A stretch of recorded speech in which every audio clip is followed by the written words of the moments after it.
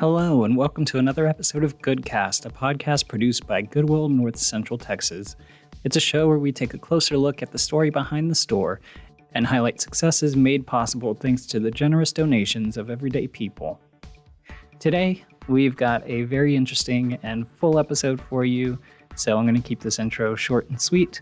We're going to be speaking with David Cox, our president and CEO, and kind of talk about how our organization plans to evolve in the coming years. So let's hop into it. Hello, David. Thank you for being on this episode of the podcast. Hello. I feel like it's been a while since you've been on it proper. It has been a while. I believe I might have been on the first one that you launched. The very first one. And then like here and there sporadically, just for like the person on the street interviews. Right. So the reason you're here today is because we're going to talk about our strategic plan. We're going to talk a little bit about our board of directors and how that works and changes that we're going through because we've accomplished a lot in the past couple of years. And I feel like it's good to sort of evaluate and change direction as needed. So let's start with our accomplishments. What have we been doing? What have we accomplished in the past couple of years? Well, you know, one of the most exciting things that has happened to our organization in decades, really, happened just about a year ago. We moved into our new headquarters and training facility at 4200 Airport Freeway in Fort Worth. It's right on Airport Freeway outside of downtown, very visible location. You probably have seen it if you've been driving down the freeway into downtown Fort Worth. This was made possible through the generosity of a gift from Mackenzie Scott. And we knew before COVID that we needed more space. We were literally busting at the seams at our former headquarters location. And we had people officing in the hallways. So we had a capital campaign that we launched, and then COVID hit. And that kind of knocked our feet out from underneath us. But after COVID, we received this gift and we already had our plan in place. We knew that we needed about 35,000 square feet of additional space. And we were able to kind of pivot and change our plan. We were originally going to add on to our old facility, but with COVID came really affordable office space. And we found our new current location. We received a great deal on it and we were able to remodel it. And not only move our headquarters to this location, but also expand our career services and training with lots of new classrooms and lots of new square footage to allow us to serve a whole new community that we hadn't been in before. Right. You essentially got 3 revamped spaces instead of the 1.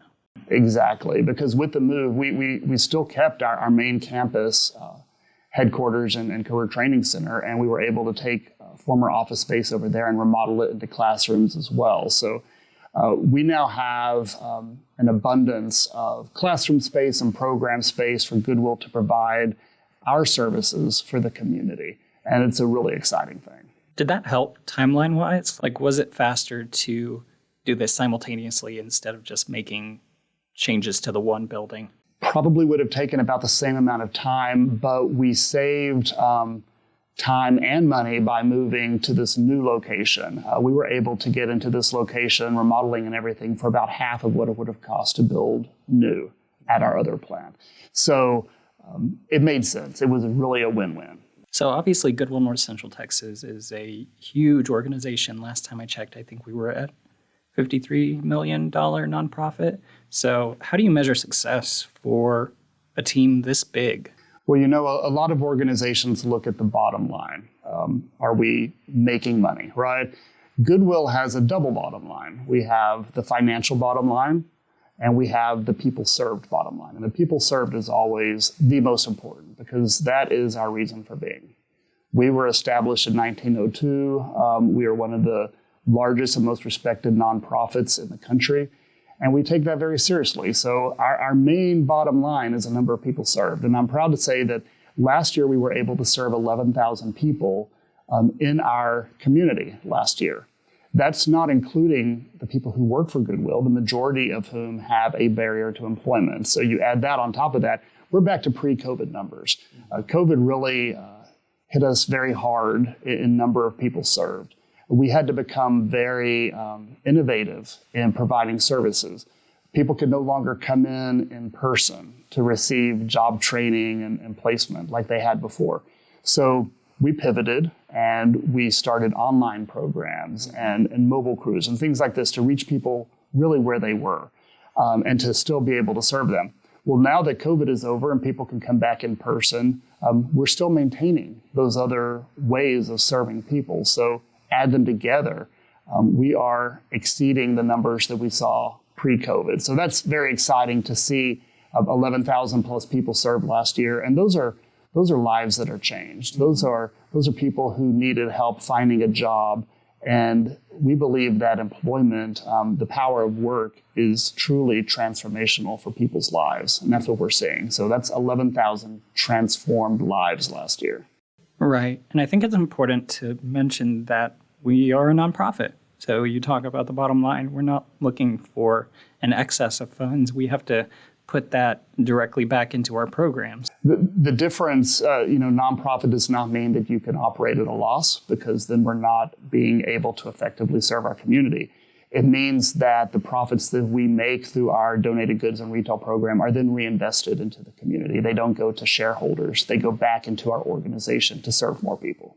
That's why I really like our annual report, because you can see just how it's broken down and what running an organization like this looks like. We have to keep the lights on in buildings, and I think it can be really insightful for people who aren't super familiar with how nonprofits work, especially for one of our size. Yes, and people see the size of our organization. We are a big business, but with that comes the ability to serve people in a very professional manner and in a very meaningful way. I would say that you should want to support nonprofits that are run very much like a professional business, because we're going to be more effective in providing services to the community because we have that expertise and we're able to hire very talented people to do what they do best. And we've launched a lot of programs this year. We have our adult education. We are teaching ESL classes now. It's pretty cool. Yes, and people don't realize all the good work that Goodwill does in the community. The programs that you mentioned are just some of our signature programs.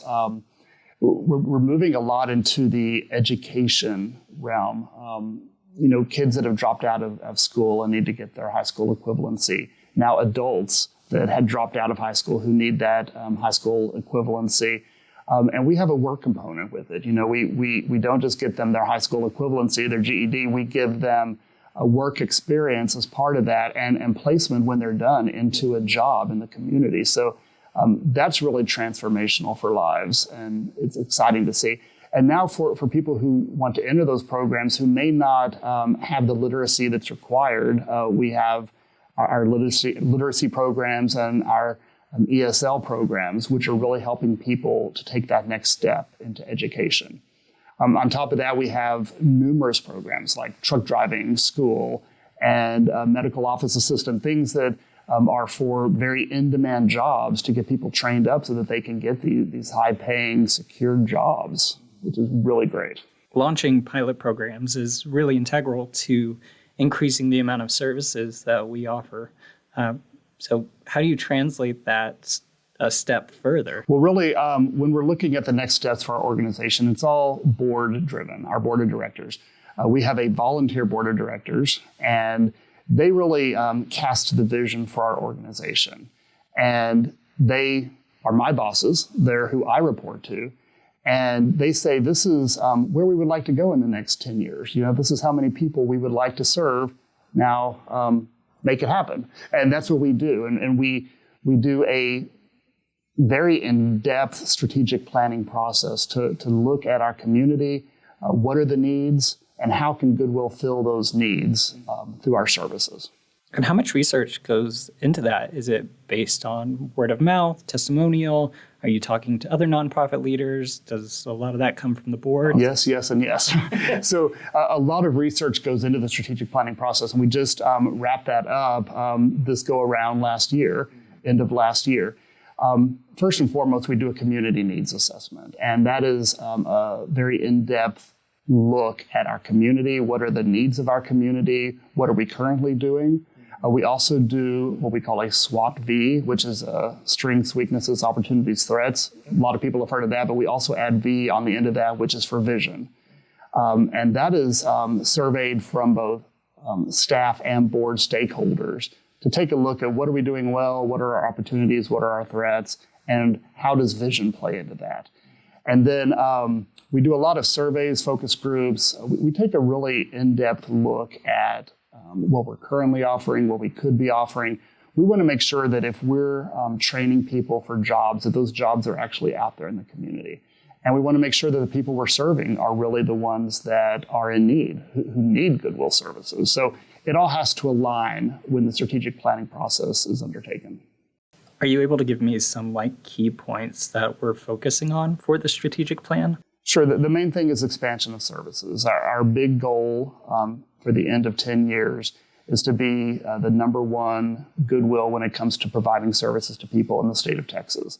So that's an aggressive goal because we're not the largest Goodwill, but we want to be the largest in terms of serving people and giving back to the community. So we're really looking closely at how do we expand services, how do we launch new programs, and then secondary underneath that is growing our revenue generating programs, such as our retail stores, to support that goal. So if we're going to serve more people, we need to open more stores to be able to afford to do that. So that's what this next strategic plan's focus is really on. I know right now we're trying pretty hard to expand our STARS program because of things like, they have a wait list that's 2 to 4 years long. Does the data kind of support our situation where we're seeing firsthand that adults with disabilities are being underserved? Yes, there is such a need for our STARS program. And like you said, we have waiting lists. So we know where in town there are pockets of individuals who need the services the most. And we're very actively looking at those areas and seeing where can we open another location for STARS and where it makes the most sense. So yes, that's definitely a priority. So you talked about our volunteer board. How do you find board members? Does somebody just walk up and be like, I'm ready to contribute? How does that work? Well, for Goodwill North Central Texas, we mostly rely on our current board members and word of mouth. They know if we have an opening and they go to their own networks and recruit new board members. We're always looking to make sure that our board aligns with the community that we serve, mostly demographically. We want to make sure that our board looks a lot like the community that we serve. We also want to make sure that we have a broad range of expertise and specialties. Goodwill it's job training, it's education, but it's also a retail business. It's also a janitorial business. It's very varied. We do a lot of different things, and we want to make sure that board members represent all of those different areas so that we have expertise on our board. And if we have questions, if we need help, we can go to those board members and say, hey, you're a retail expert. Can you help us with this situation? Hey, you're a real estate expert, or you're a lawyer. We need to have all of those different fields represented on our board so that it can function well and serve our organization well. I know when it comes to employees, we have some folks who've been here for a very long time. Is that kind of the same for the board, or does it just depend? Yes, we have some board members who have served Goodwill for many years, some of them longer than me, and I'm celebrating my 25th anniversary at Goodwill this year. So we also have some that have only been on for a year, and that balance is good because it's very important to have a historical perspective of where our organization has come from, but also the youth on the board who are looking at new ways to serve our community and new ways to move our organization forward. This is kind of a pivot, but when I think about board members, particularly past ones, the name that comes to the front of my mind is Will Courtney. So what is it about his legacy that you kind of hope to keep with existing or new board members? Will Courtney was a very special board member, personal friend and mentor to me. And he was inspired to give back to his community by JFK. That's not what your country can do for you, what you can do for your country. That inspired him, and he went out and looked at organizations to serve. And he joined the Goodwill board, and he was on our Goodwill board until he passed away a few years ago. And he really adopted Goodwill as his way to serve the community. He was a very special individual in that he not only supported it with his time and energy, with his resources, but he was an ambassador for us. And he made connections to a lot of people who have given to us over the years. And that has set up our Goodwill Foundation, which helps support our organization and will help our organization thrive for many, many years to come. After we're both long gone, that foundation is still going to be here to support Goodwill. So Will was really one of the main people responsible for that, and we owe him a huge debt of gratitude. So essentially, you want your board to be another face for Goodwill. You want them to be involved and know the mission. Yes, we consistently educate our board members about all of our new initiatives that we have going on so that they can be ambassadors. They can go out to their networks and their businesses and tell people about Goodwill and try to alleviate any misconceptions or myths about Goodwill. We want them to be able to step onto an elevator with a stranger and give a 2-minute spiel about Goodwill and really educate people about what we do. So tell me a little bit about this year's board chair and what he brings to the table. I'm excited to introduce Pat Gocher as our new board chair. Pat built his own healthcare company, and he is very entrepreneurial and reminds me a lot of our founder, Edgar Helms, who was an entrepreneur ahead of his time when he established Goodwill. So I'm excited that Pat is bringing that expertise to our board as board chair. And as we're looking at our strategic plan and finding new ways to serve our community, his entrepreneurial spirit is really going to serve us well. And we've offered a ton of services in the medical field, whether it's the phlebotomy program or pharmacy tech or front office or medical billing and coding. And so I feel like it really helps having someone who can say, like, well, here's what we've been doing in a field that is always hiring. Yes, most definitely. And that's the expertise in the various fields that I was talking about. You know, it's just so important to have that on our board.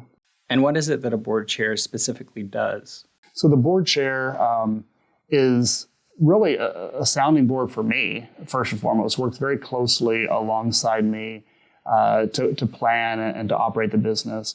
The board chair operates our monthly board meetings and runs the board meetings, oversees a lot of different tasks for the committees and works one-on-one with all the various board members and committee chairs to make sure that the business of the board is being conducted efficiently and effectively.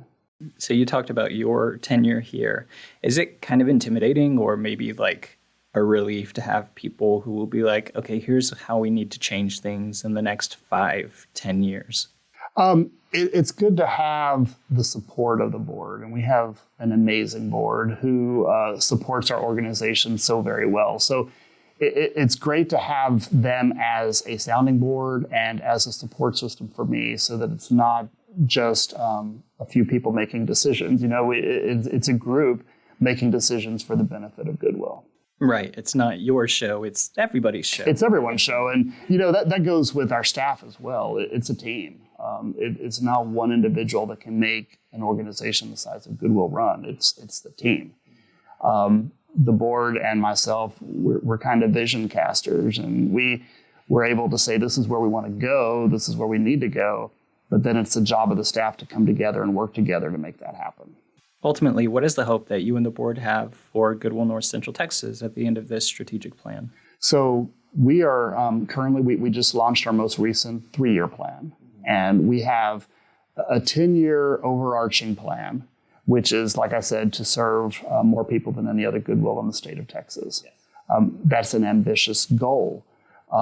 So under this new 3-year plan is to support those goals of the 10-year plan in very specific ways. And that's what the 3-year plan does, is it lays out very specific things we're going to do over the next 3 years to make that a reality.